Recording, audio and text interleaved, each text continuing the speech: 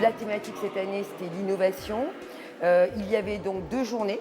La première journée était consacrée donc plutôt à un apport conceptuel par l'intervention de maîtres de conférences, de professeurs d'université, de consultants. Et puis la deuxième journée était plutôt une journée consacrée aux relations entre l'innovation et l'éducation nationale, c'est-à-dire en relation aussi avec le monde de l'entreprise.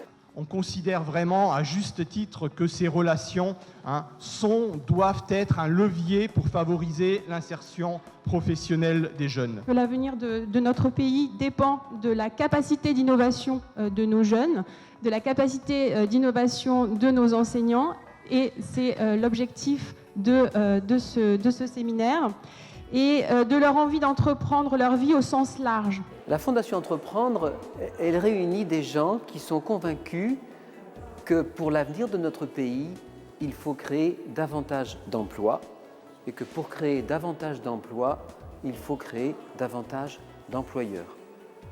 Pépite, c'est un peu le résultat, les conséquences des assises de l'entrepreneuriat qui ont eu lieu en 2013.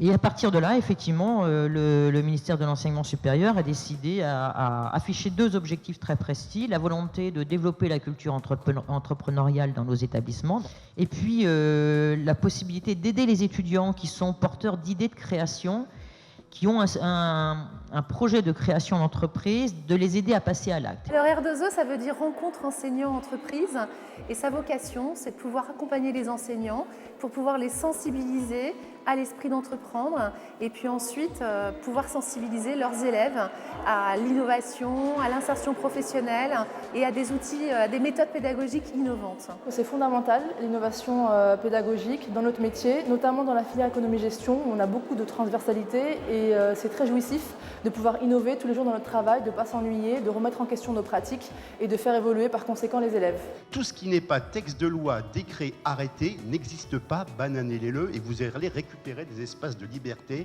pour innover colossalement. Notre innovation à nous, c'est peut-être tout simplement de faire connaître notre entreprise et de la démystifier auprès de toutes ces populations de jeunes. C'est leur faire toucher du doigt ce qu'est une entreprise, leur raconter que l'entreprise, c'est pas un gros mot, qu'on peut y vivre et qu'on peut y avoir un parcours professionnel. À partir de ces journées, les enseignants vont pouvoir avoir des connaissances de ces méthodes pédagogiques innovantes. Ils vont pouvoir à leur tour sensibiliser leurs élèves à ces méthodes pédagogiques pour pouvoir les mettre en place dans leur classe. Le premier atelier était dédié à la création d'entreprise, donc comment mener des projets de l'idée jusqu'à la réalisation. Et le deuxième, je vais donc y prétendre là sur un kit pédagogique, sur une visite professionnelle. Ça nous a permis cet après-midi d'entrer plus en détail avec les enseignants d'éco-gestion sur le dispositif de la coopération technologique, qui est un dispositif gagnant-gagnant, immédiatement gagnant-gagnant de la relation école-entreprise, qui permet, entre autres choses, d'être un acteur du développement économique des territoires. Alors le CERPEP a vocation à soutenir toutes les rencontres autour de la relation école-entreprise.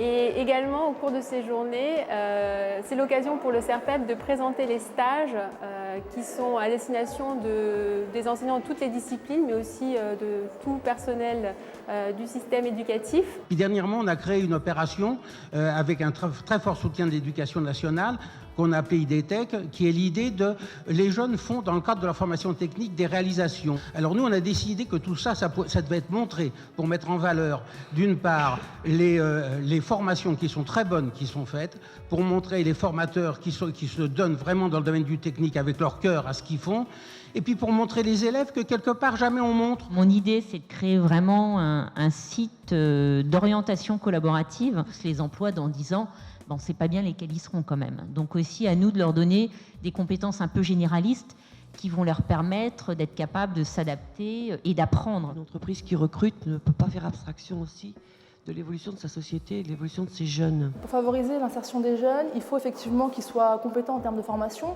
mais ce n'est pas sur ça que le problème se pose en France, c'est plutôt sur la question de la confiance, de la prise de risque de la part des employeurs et de la part des élèves futurs actifs. Donc travailler sur le côté futurs citoyens et former les élèves, les étudiants à être de futurs citoyens, à avoir des outils pour verbaliser leurs besoins, s'exprimer de manière à l'aise en entreprise et effectivement pouvoir rentrer dans le monde du travail plus aisément que c'est le cas aujourd'hui.